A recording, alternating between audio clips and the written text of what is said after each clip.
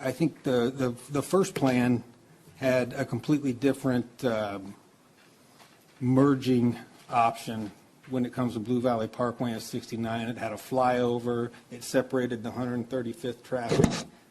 It just looked like a much better system. Is there a time in this phase 2 study where we could talk about a scenario 1.5 where you use the flyover but still stop it at 151st? That is option 2. That is option 2. It looked different to me. Weren't there two different ways? That scenario 2 doesn't have the flyover and separate the 135 traffic? No, I think, okay, yeah, all right. So the scenario 2 does have a simplified configuration in the southbound direction between Blue Valley Parkway and 135th Street. We would anticipate still building the flyover, though, with scenario 2 and bringing that traffic on to the right side of the roadway as opposed to the left.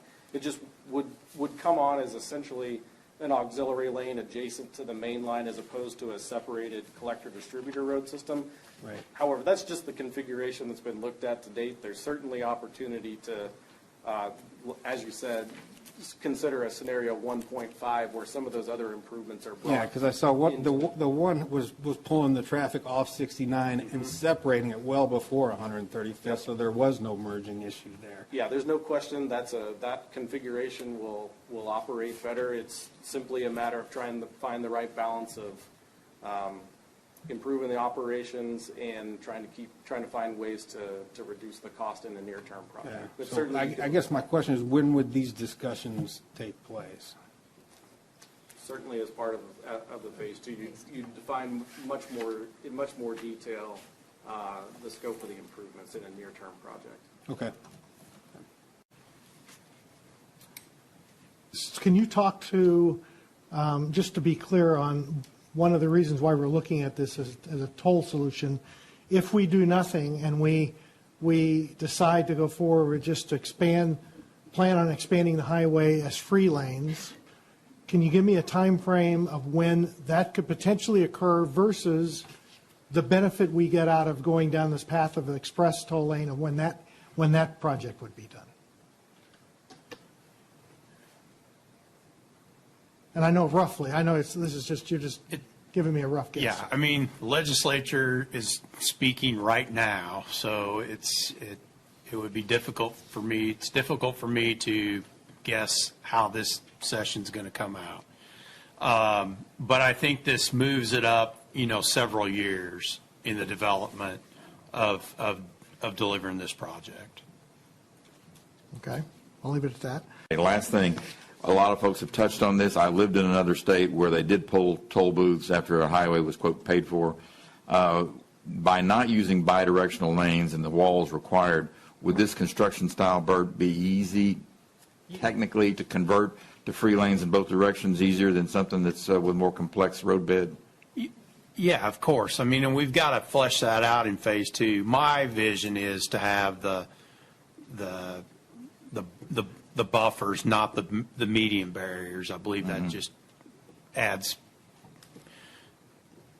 issues that we don't need. Right. And so, yeah, at some point in time, it could go away. If we have the political will as a state, we could make this a free road. Well, maybe. I'm not going to go that far. All right. Thanks, Bert. Good day. We in the media can often exaggerate things, and so we see the word toll and we want to make big stories about that, and it gets lots of attention because people don't like tolls. But is that just one option, or is that the option that's being considered by the state at this time? So I'm happy to explain. Last year was a fantastic demonstration of how democracy works really well. So the bill that we took to the legislature got worked over time and time again. We put lots of good checks and balances into the expanded tolling legislation. And the way it works is that if a community is interested in tolling itself, they can bring that idea forward to KDOT. We'll do a feasibility study together to see if it even makes sense. If it does, then a proposal is put forward to KTA and then to the legislature. So it's not pushed down anybody's throat. It's if you want to do it. And the reason you might want to do it that you might want to toll a new lane is so that we can build that lane faster, sooner. Okay? I'll go to Jim Kite first. Thank you, Mayor. My question is probably going to be as much to staff as to these folks, but this notion of local contribution seems to kind of go back and forth. This is a state highway. It's ultimately their job to build, maintain, and everything else. I was surprised to hear that there's been local contribution in the past. So I would like to ask staff to provide a breakdown of that at some point in the future. I see that according to legislation, there's no obligation, but it basically the message I'm hearing, Cameron and Lindsay, is that there needs to be a local contribution or it's never going to get built. Is that fair? I don't think that characterization is 100% correct. It certainly would help assemble the resources to move it to construction sooner. And that's sort of the incentive is, the more that we can have a firm understanding of what resources are available, we can move that project to construction faster. It's not saying it wouldn't get done without a local contribution, but it might get done a little bit differently, might be phased a little bit differently to make it affordable bites at the pie, so to speak.